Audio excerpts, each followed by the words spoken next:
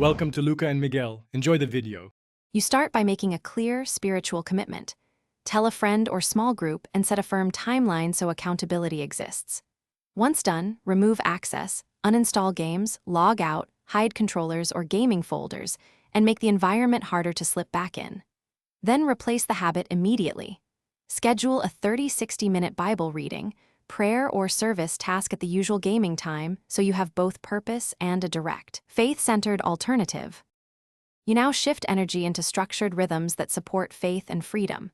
Make a daily plan, prayer, work, family, and one hobby slot to displace gaming time with wholesome activity. Use concrete tech tools. Set screen timers, app blockers, or parental controls in 1-week increments to remove temptation. Make sure to meet weekly with your accountability partner to confess struggles, rehearse scripture-based truths, and celebrate small wins. This keeps progress steady and rooted in. You finish by building sustainable meaning. Trade the reward loop of gaming for church service, mentoring, or teaching, roles that feed your faith and identity. If you relapse, confess quickly to your accountability partner, analyze the triggers, and reset with a focused 3-day intensified plan of prayer, devotion, and practical limits. This prevents shame cycles.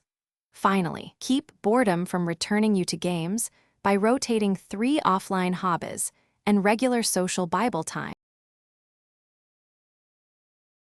Thanks for watching and please subscribe. It's the best investment you'll ever make.